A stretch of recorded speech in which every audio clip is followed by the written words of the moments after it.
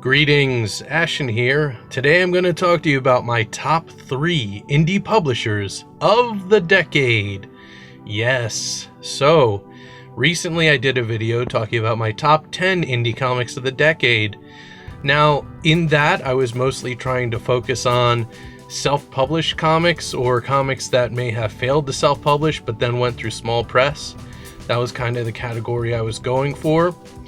But here we have the top 3 indie publishers. These are not something big, not something like Image or Valiant. This is a bit smaller than any of those. I'm gonna probably do another list maybe at some point talking about the bigger publishers, and maybe I'll pick something out from them. But here we go. Let's start with the first publisher on my top 3 list. That is Vault. Yes, Vault Comics. Now, I'm not very familiar with Vault. I don't know how long they've been around, but I have really been enjoying their comic books. I know that there is the cult classic Creature Feature. This is what I started with. There was another one called Cult Classic that came out before this, and unfortunately I missed that. But here we have the one I started with, and I may go back to check out the other ones. I just haven't had the chance or the money to go pick them out. But this is a great series. And over here we have probably my second favorite series from them, The Plot. Yes, The Plot is a really interesting, very classic feeling horror comic, like something you'd find back in the day when they used to do, before the Comic Code and all that was enacted. But it's a really fun series. It's really creepy. It has a bit of a modern tinge to it with how it tells its story, making it a little more entertaining, in my opinion. Some of those older comics kind of had a way of drawing things out a little too much for me, but there's usually some good payoff throughout this series. Okay. So those are the 2 main titles I wanted to highlight to show my pick for that into my top 3. When it comes to the smaller publishers, there aren't many of them that have like tons of titles I'm into, so even having 2 is pretty impressive. The next I would like to talk about is Antarctic Press. Now, Antarctic Press has brought us a lot of good titles. My main issue with Antarctic Press is that, it's twofold. The quality of the issues, like when they come into the comic shop, are always destroyed. And from what I hear, they come in better condition if you order them straight from the source. Of course, I did not know that at the time. And another issue I have with Antarctic Press is the scarcity of the issues that they have. Here we have Punchline. I was very fortunate to get this because even though this comic was in a bit rough condition, if I had not picked this up, it was so rare to find this that all the prices jumped up. But here's a great series.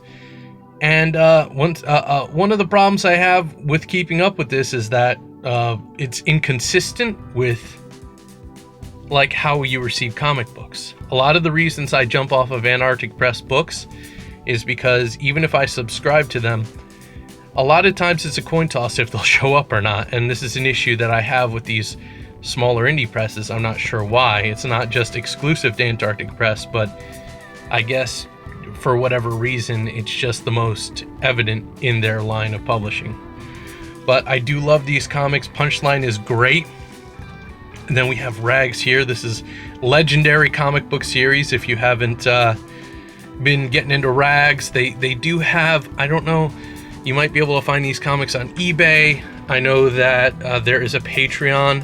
You could go find Rags_zombie on Twitter, and they might be able to hook you up. There is, they do have a Patreon. I think there's some way of getting comics through that. But it's definitely a great series. Once again, though, I haven't really been able to consistently pick these issues up, so that's one of the things that kind of held me back. But it is an awesome series. It's mainly one of the reasons why I wasn't able to put this into my top 10 of the decade, was because I wasn't able to get all the issues, and that was kind of a bummer as part of my experience. Teether. I love this. This is one of the few Antarctic Press titles that I have gotten through and through. I have the first 3 issues. This is a 4-issue series, and it has been going on for a long time. But Teether is one of my favorite horror comics out there. Just really shining good example of why Antarctic Press is so good. They find great talent, great storytellers, and the people that publish through them are really genuine. So check out Antarctic Press. Then we have my last of my top 3 publishers of the decade. We have Alterna Comics. Yes, so most of you won't be surprised by this. They are a smaller publisher, like all these, but they produce such great stuff. They have probably, out of any of these, the most consistent lineup of comics that I buy and that I'm able to obtain easily. So here we have the If anthology. They do a lot of these anthology kind of books. They're great, and you know, if you're into different genres, they have different kinds, but I love horror, so of course I picked up the horror book, and they have some great storytelling and variety in there. Feast or Famine. It's a very pulp, classic kind of sci-fi feeling book. I really enjoyed it. It's definitely a shining example of style within the Alterna Comics line. This looks great on newsprint, but like, you get this in nice glossy paper and everything like that, and it's just good to have it preserved. You know, I have all the individual issues, but I just wanted this as well, and I'm just showing you some of the... They do produce the floppy comics, but I'm just showing you, like, because it's collected, the whole series is collected, so I'm just showing you the trade paperbacks for this. Eden, oh man, this is one of the closest examples that they have to a... How should I put this? It's sci-fi, but it really lays into a lot of the aspects that make superhero comics great. So if you like the sci-fi, you know, kind of Star Wars, but then mixed with sort of a superhero feel or an anti-hero, superhero type of a feel, I think you'll really like this book. And then the classic, The Chair. This book is from Peter Simeti. He's the founder of Alterna Comics, and this is actually first print from him.